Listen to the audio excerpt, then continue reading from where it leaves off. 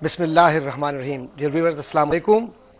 We're here with your program Islam in the Contemporary World, and today we'll be discussing about a very important aspect of life, which is about history.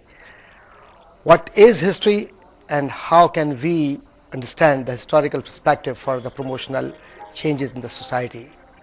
Naturally, everybody may be very much interested to know how history, which is naturally a subject of past, could be used for future plan.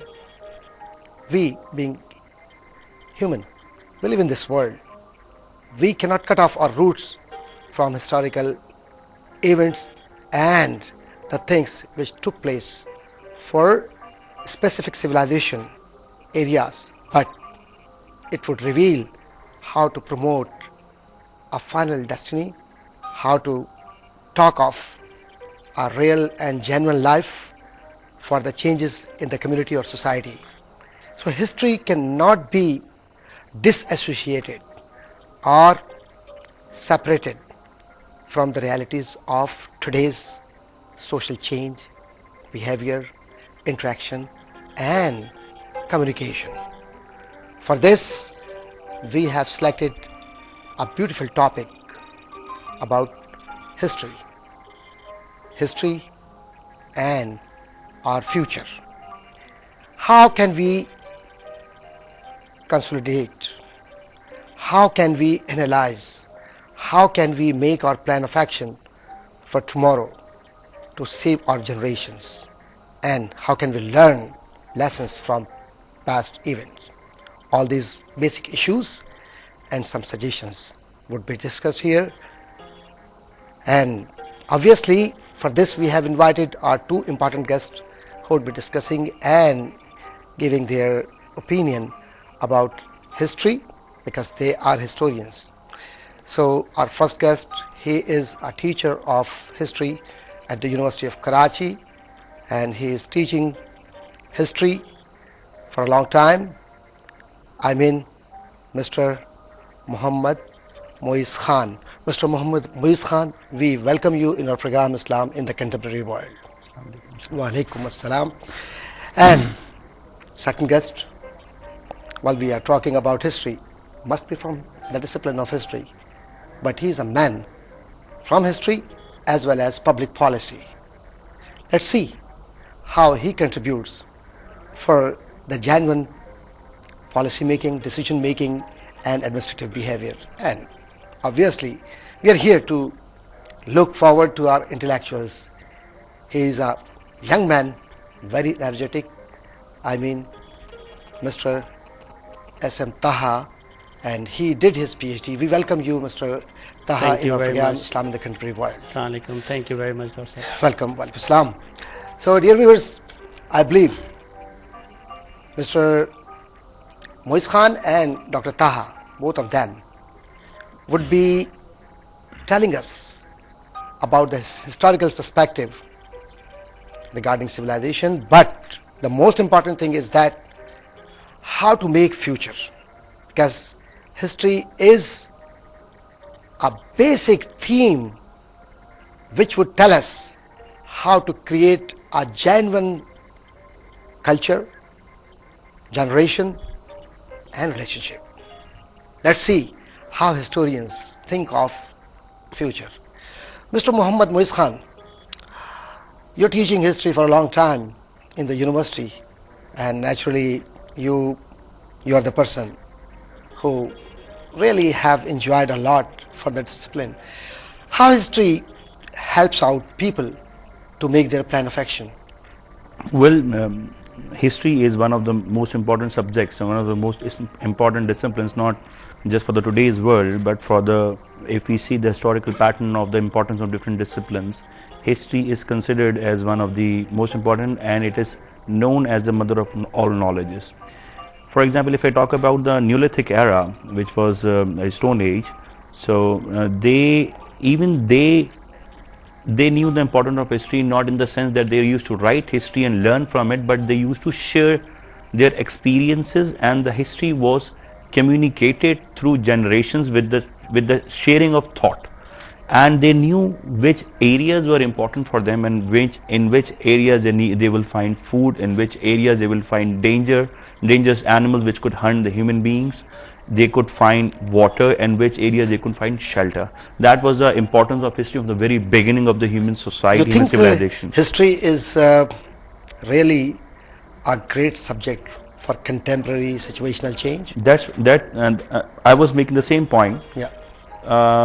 My example was from the Neolithic era, which was somewhere 7,000 to 8,000 years from now, backwards. So even they stood up and they came out of their caves and made settlements in the open grounds because of the historical information which was transferred to them by their elder generations. And even today, if we ignore our history, and we do not make out of the knowledge which we already have from the history, then we cannot make our future. Yesterday, there is a teacher in our department. She was telling me that there are more than 15, somewhere around 15 to 20 museums in Washington DC, and she was there for a conference, and the organizers of that conference, they took all the panel discussions to visit their museums, and they have kind of glorified their history. They have learned a lot from history. I'm talking about those nations who we consider today as great, in the sense that they have developed themselves compared to the other countries and in the developed countries. For example, our nation, which is still have to cover a lot of ground. Dr. Taha, people usually think that Muslim world has forgotten history. That's why they cannot build their true future, or they cannot create their true future. You think like this? First of all, I would like to congratulate you, because I've been watching a number of religious programs on various television channels. This program, the Islam in the West, I think this is the first concrete attempt to bring the divinity from the religion to the present contemporary world. Because most of the people now in the present day, they believe that the religion is something which belongs to divinity. No, religion is it gives us a complete way of life. It gives us a solution of our present problems, the present challenges.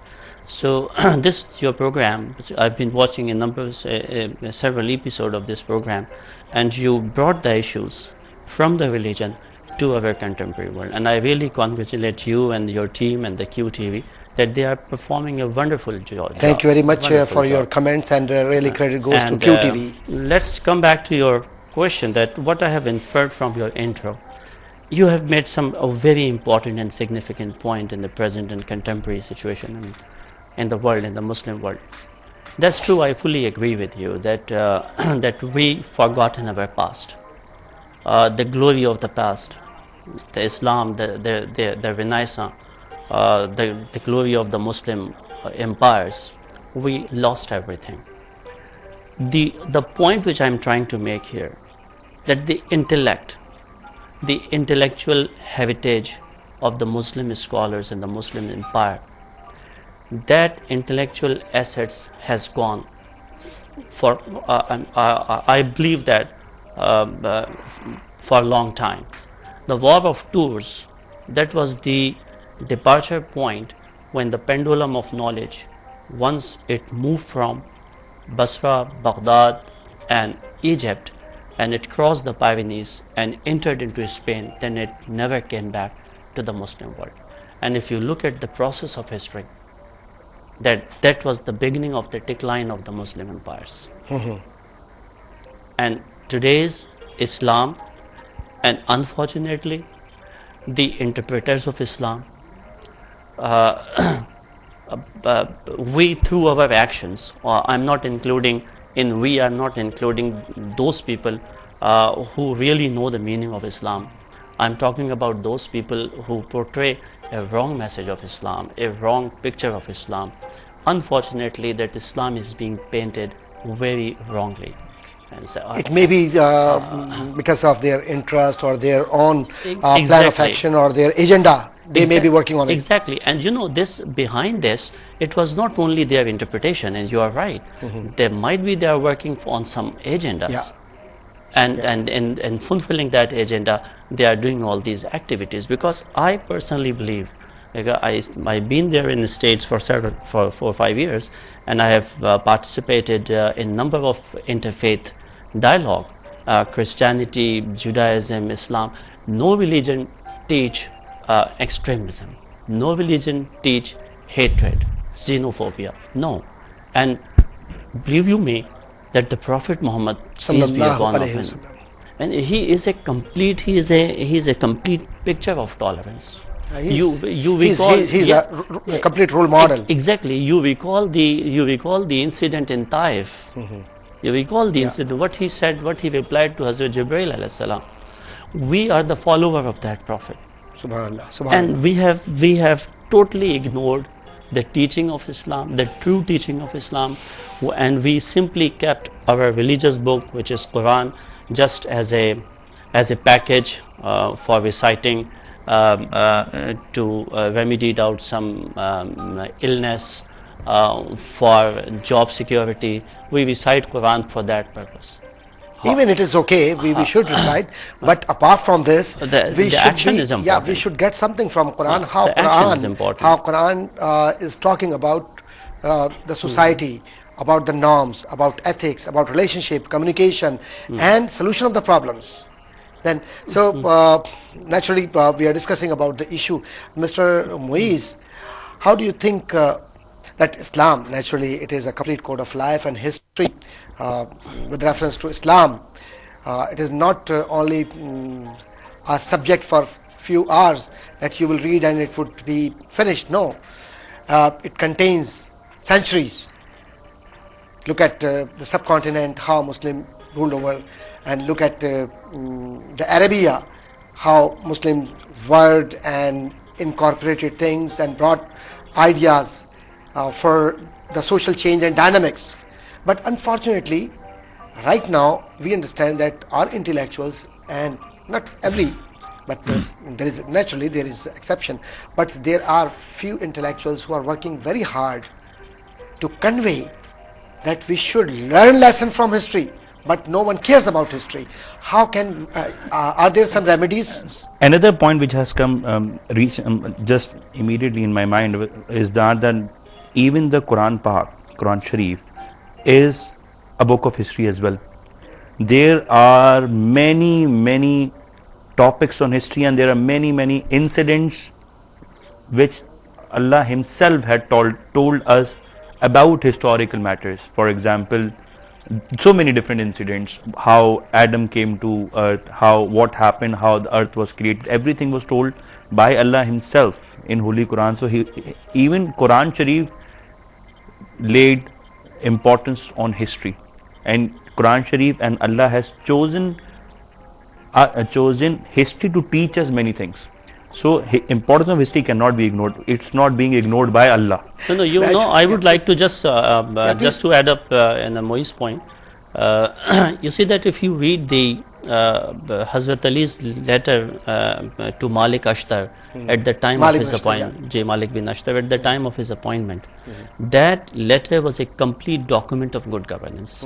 And you would be amazed to know that the United Nations posted that letter on the website, on its official website for the Middle Eastern countries, that this is the document for good governance and public policy. And you know what is the tragedy of our teaching style and the references we usually select.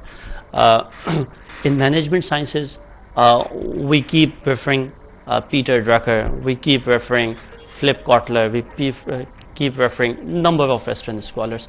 We hardly refer Hazrat Umar, the practical example of good governance. Hazrat Ali, we hardly refer four caliphs, all the caliphs. And after them, even we have so many examples. Successful people, role models. Those who ruled over the country, and they were an example. Like while you look at their character, they were perfect. While you look at their behavior and their decision making, you will see them as a role model for administration, for government. But and you know, I'm sorry for interruption. You know that I'm also like to bring one more point, which is particularly about the teaching and the research. And I took the onus on my shoulder. I'm not simply blaming others, and that's, I also blame myself, that we fail to write our own history of anything. Even take the example of management sciences. We simply read the books that has been produced in the Western society by Western scholars, but that covers the Western culture and civilization, the cultural traits of the Western civilization. We hardly write a management history or the management science or the political science books with the reference of Al-Ghazali, Maulana Rom, Sheikh Saadi, and so many number of influential and very, very important Muslim scholars. We hardly cite any examples of them. We do not. We fail to write. What is the reason? We Why? fail to write. Do we feel sort of? Is there any kind of superior and inferior or sort of thought?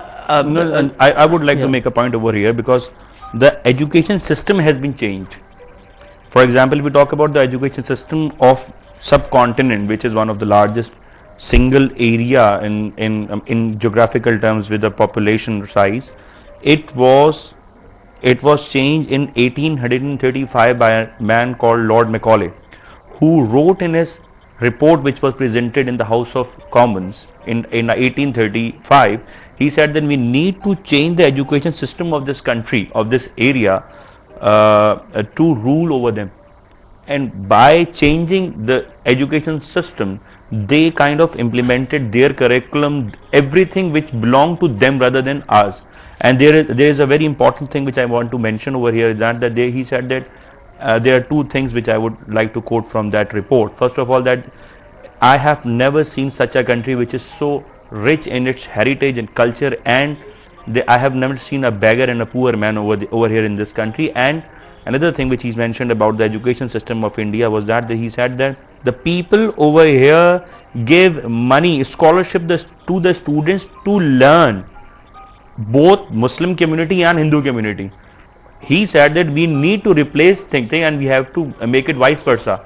Rather than we paying to the student for studying, student should pay us for getting studies and getting knowledge. Another thing which he said that if you follow this policy which I am giving you for the next 30 years, I can guarantee you that there would be no Indians left in India. This means that their mindset would be converted to British and the European side. So the way they changed, they didn't change the system, they changed the curriculum.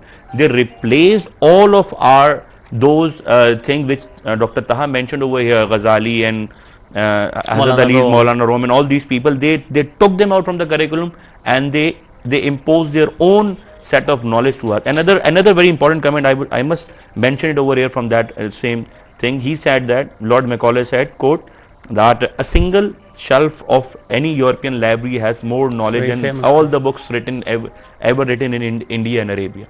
This was their mindset, and this is how they planted the destruction of our education system, and we have kind of supported them rather than identifying the problem and coming up with our own solution.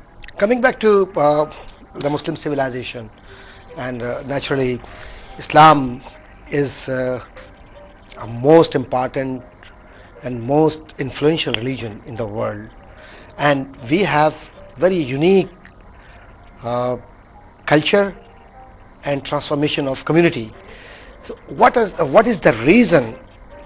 We look at the history, we find so many important personalities.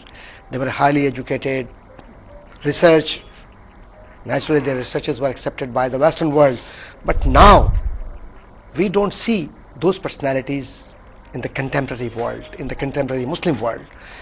You think, Dr. Taha, there are some problems with the Muslim community, and we have really forgotten the basic principles of education, research and interaction with each other? Dr. Sahab, responding to this question, I think the major onus lie on a state and its institutions. If you look at the Muslim world today, from Algeria to Central Asia and to the Middle East, you see that we have all in one We have, when we say that the factors of production in economics, 4 factors of production: land, the Muslim world has a land; labor, Muslim world has labor; capital, the Muslim world has a capital; and technology, the Muslim world is trying to produce a technology. What the problem is with the Muslim world is that there is a lack of intellectual leadership in the Muslim. It is a general problem to have such intellectuals in the world who are from Muslim world, but still we are missing something, and this is a great enigma. Let's see how can we come out from that scenario. We are discussing the same issue. Please stay with us. We are coming back soon.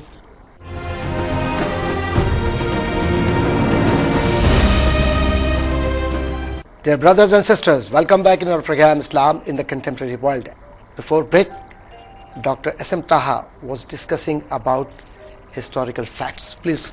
I was talking about the the intellectual problem in the leadership of the Muslim world. As I said, that we have all factors of production. We need to understand one thing.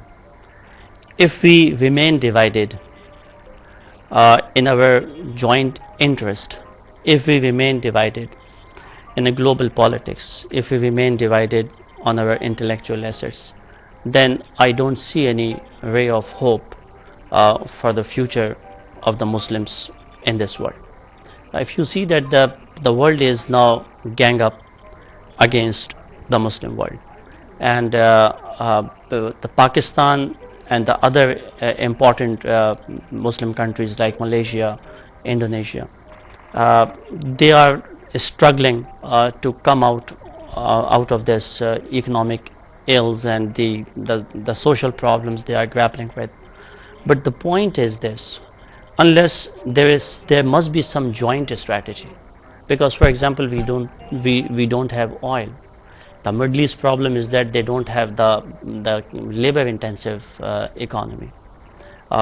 Indonesia and Malaysia, if they exercise some technological improvement in their society, so all these Muslim worlds, they should come together. They make a joint strategy for the growth and the promotion of the. Have you ever heard that the Saudi Arabia gives some scholarships to the Muslim, to the Pakistani students? Have you ever heard that the Malaysia announced some scholarships for the Muslims of? But what we know in Pakistan, the Fulbright scholarship, Woodrow Wilson scholarships. So many scholarships from the Western world, from the non-Muslim world, from the non-Muslim world. So this is, the point is this: we need to go back, as you said, that we need to go back to the revival of the past, as it happened in Europe under the Renaissance. We need to revive the past. We need to revive our intellectual strategies. We need to revive our intellectual assets. Otherwise, I don't see any ray of hope for the future of the Muslim world. Yeah, I appreciate your comments. And Mr. Muiz, would you expand the same ideology, or you have your own viewpoint for this? I completely agree with whatever Dr. Taha has said. I would just add up some other things as well. In the recent past, for example, for the last 200, 300 years, the pattern of history show us that no single country has emerged as a power in today's world. For example, if we talk about America, even America is not a single country. It is a federation.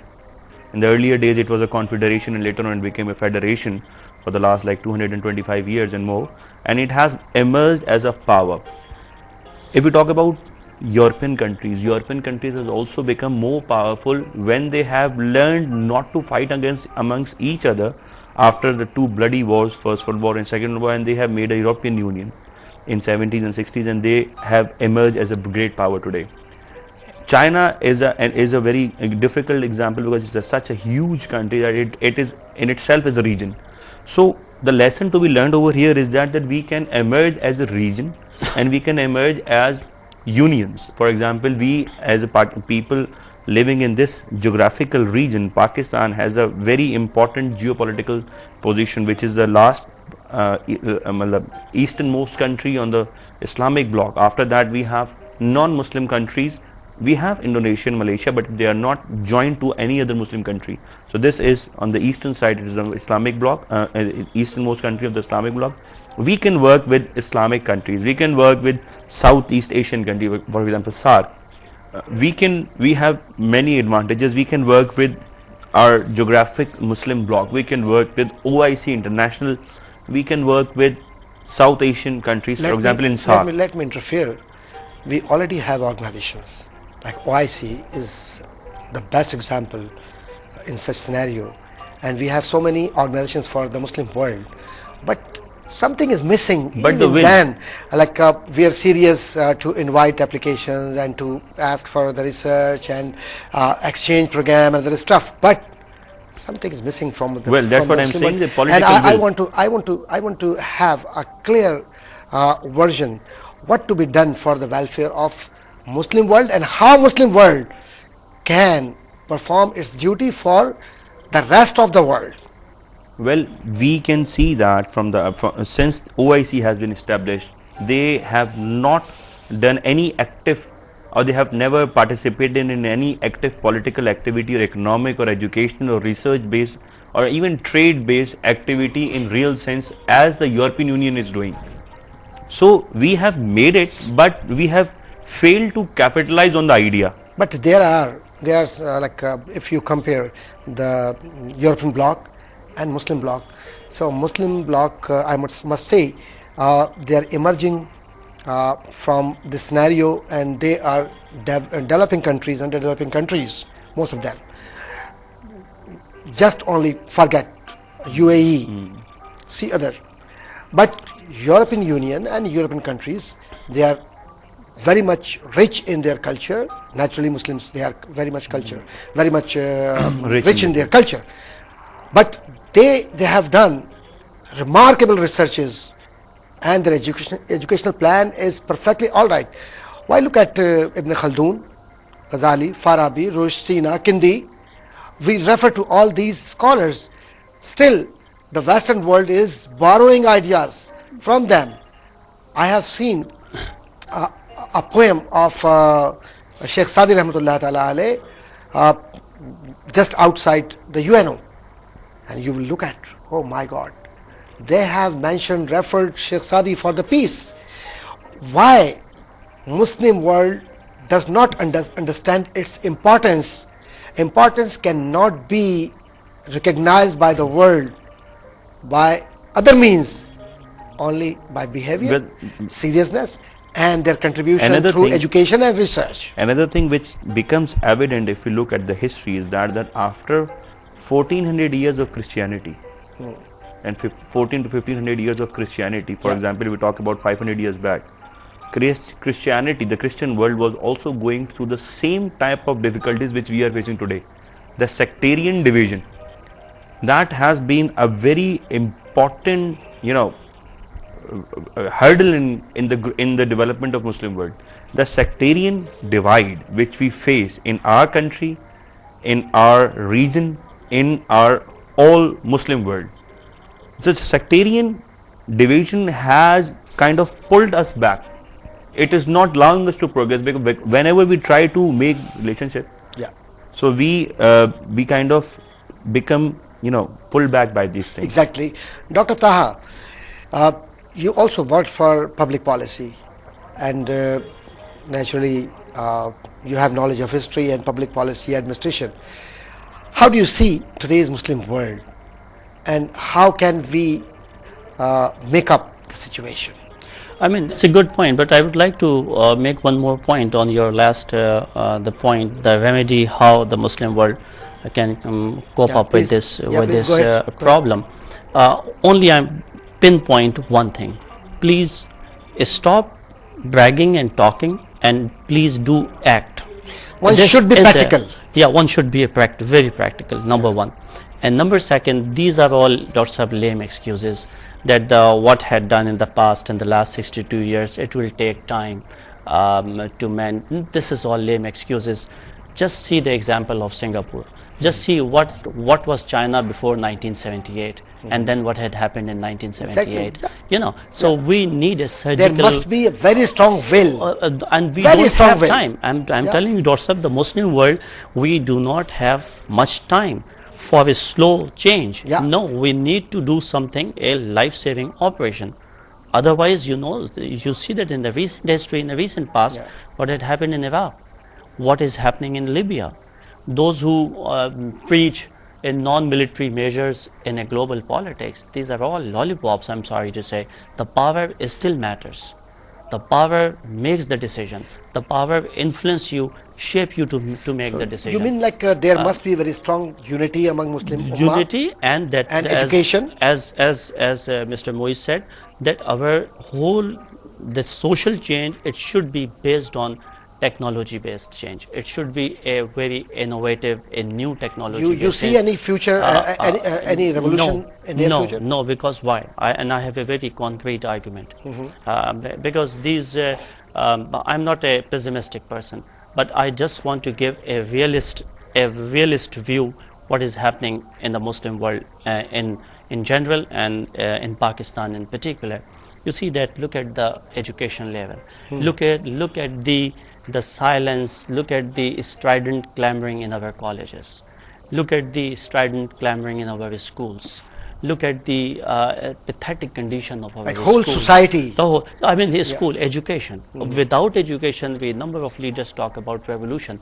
Believe you me, no revolution you can conceive without a strong education system. Now let's come back to your last question about the. I'm sorry, I missed the train of thought. Exactly. But what was I your- was asking about public policy and Yeah. social change and Yeah. social norms and social relationship. You see that there is. How can we Yeah. brought a change and bring revolution through history? Yeah, you might have seen the talk shows and the debates that which system is better, democracy or the dictatorship. You know what is my theory? The system that deliver goods to the people of any country, that system is better. Whether good governance comes from dictatorship, comes from democracy, comes from Khulafa'i Rashidin model, comes from autocracy or socialism. The system that deliver good governance, we want, the people want that system. We find a comprehensive example from the lives of Prophet Muhammad sallallahu alaihi wasallam and Vicegerents, the Khulafa Rashidin.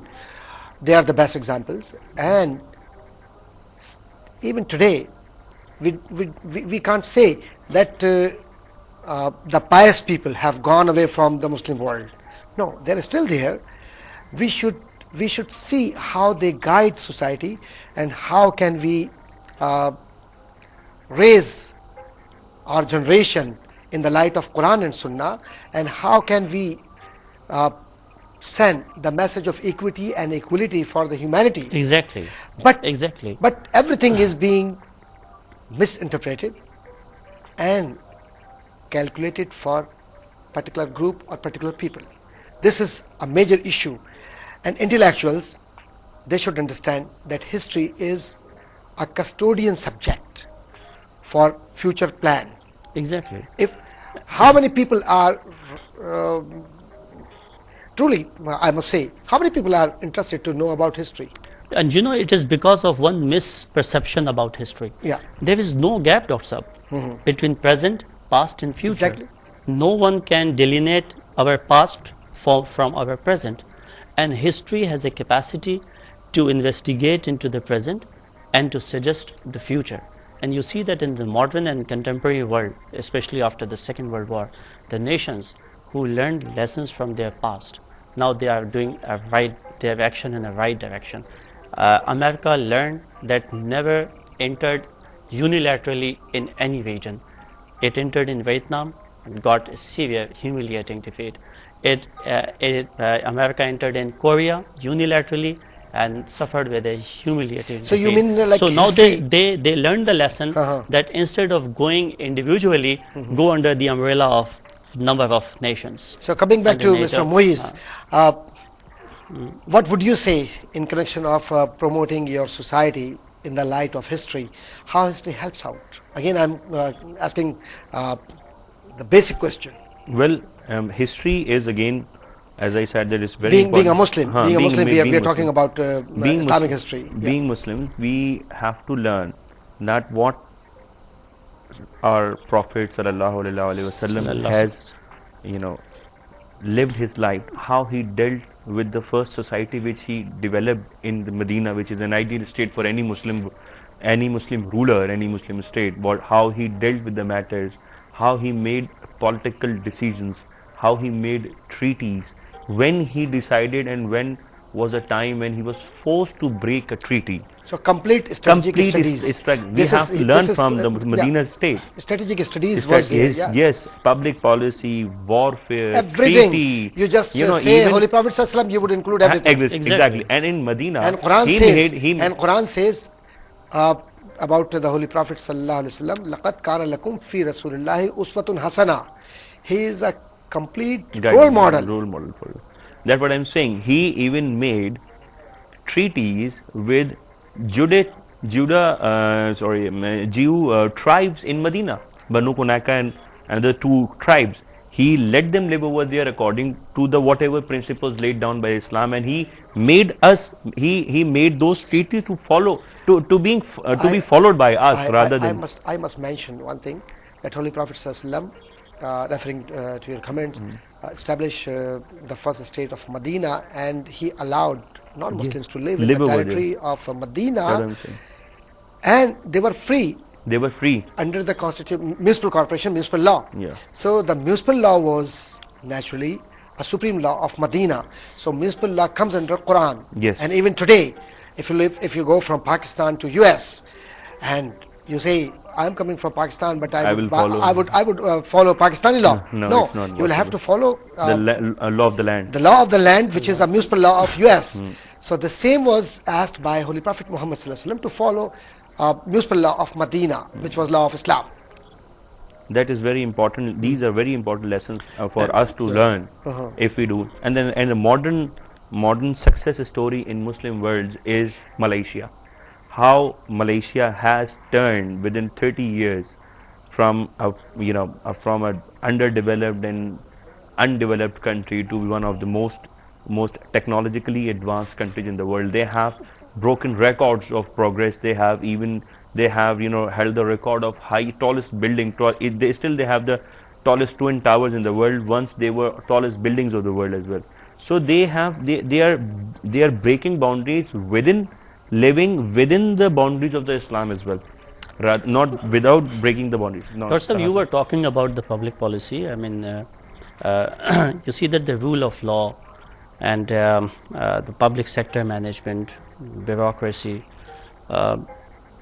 if the system of justice and the system of executive, along with the parliamentary democracy, if these 3 pillars, if they went apart, just forget about justice. If anyone believes in this country or any Muslim world that the judiciary is responsible to provide justice, no, the plain answer is no.